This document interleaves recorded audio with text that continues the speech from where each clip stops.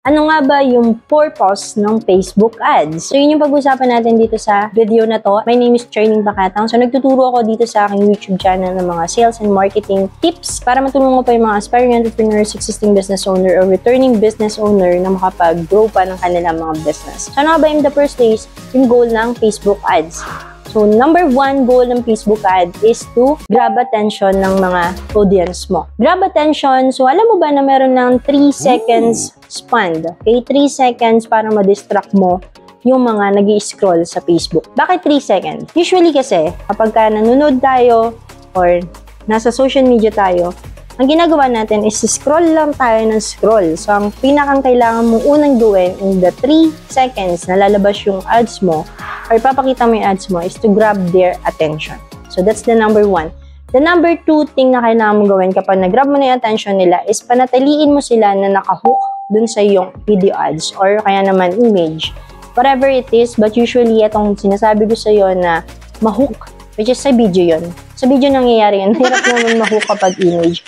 Siguro pwede kung long content form yung ginawa mo, then naka-image lang siya. Kumbaga yung ad copy mo, mahaba. So, yung primary text na ginamit mo, mahaba. So, yun yung pwede mong gamitan na dapat mahook sila. Alright?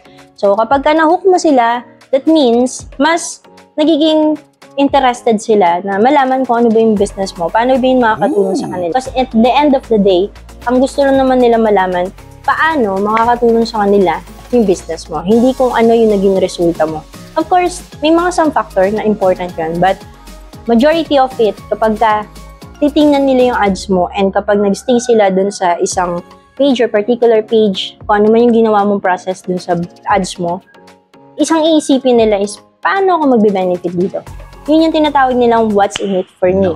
Okay? Ano ba yung mapapala ko dito? Yung pangalawa mong kailangan sagutin or kailangan mong pagtuunan, hook.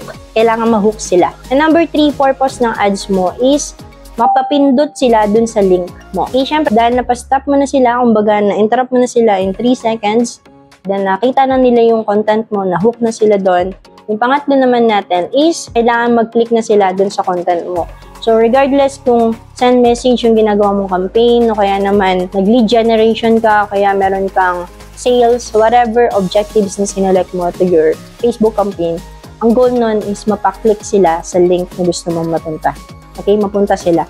And dun mo sila mako-convert. Okay? So that's the number 3. Number 4 naman is for them to subscribe. So let's say ang ginagawa mo is lead campaign. So sa lead campaign, usually ang ginagawa dun is kinukuha yung email and first name. Diba? That's the usual.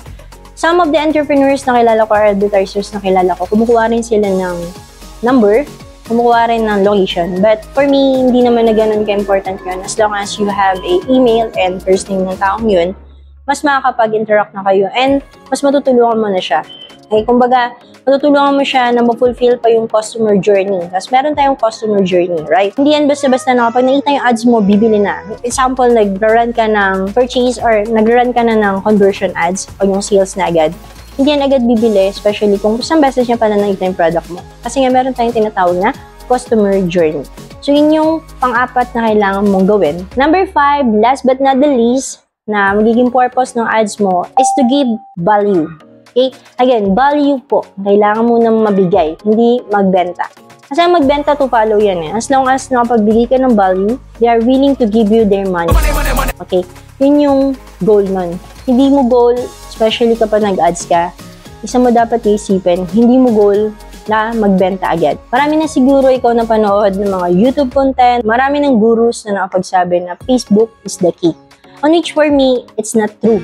Okay? Facebook is not the key kasi kung key yan, lahat na nagpi-Facebook, walang nalulugi. Lahat na pumapasok sa Facebook, nagiging successful. Right? On which, hindi kasi totoo na key yung Facebook. Facebook is just one piece of a puzzle or one piece of a process. Ngayon, kung pasok yan dun sa process mo, yung sales cadence mo, ibig sabihin, mas madali ka makakapag-convert ng mga tao. Kasi ang goal talaga ng Facebook is to drive uninterested people dun sa business mo or visitors dun sa business mo. Kung nagpi-Facebook ads ka, huwag mo mayat-mayat titignan yung metrics mo o yung campaign mo, tapos sasabihin mo, my God, wala namang bumibili. Okay, wala naman ako nakuha ng sales. Hindi siya magbibenta para sa'yo. Okay? Ikaw yung magbenta, then ang gagawin niya is magdala lang ng mga interested na tao. So let's say, ang gusto mo is webinar. Okay, let's say meron kang webinar, kinonduct na webinar. So ang campaign na pipiliin mo is lead generation campaign. Ngayon, yung leads na yun yung mga qualified lead or mga tao na nagpakita na interest na gusto nilang umattend ng webinar mo. So yun yung naging goal mo. Ngayon, kung ang goal mo naman is sales, then you have to pick yung sales objective. Iba-iba yung nagiging objective dun sa mga gusto mo ring goal. So kung gusto mo lang na mag-bring ng awareness, let's say bago yung business mo, gusto mo lang na ipakilala, then within the vicinity or the city lang na location kung nasa yung business mo, you can run a Facebook ads to bring awareness dun sa mga surroundings mo. Pero hindi agad ibig sabihin na si Facebook, bibigyan ka na agad niya ng sales. Kasi again, trabaho mo na mag-generate ng sales. Trabaho mo na i-close yung sales. Hindi trabaho ni Facebook na magbigay ng sales para sa'yo. So I hope that's clear. And yun yung top 5 reason or top 5 purpose ng ads. So recap lang natin. Number 1 purpose ng ads is to grab their attention. Grab their attention in 3 seconds. Number 2 is to hook to your content. Regardless kung image man yan or naka-ad copy ka ng long ad copy. Then number 3, let them click your links. Number 4, let them convert. Okay? Ibig sabihin, bibigay nila sa iyo yung emails or bibigay nila sa iyo informations nila.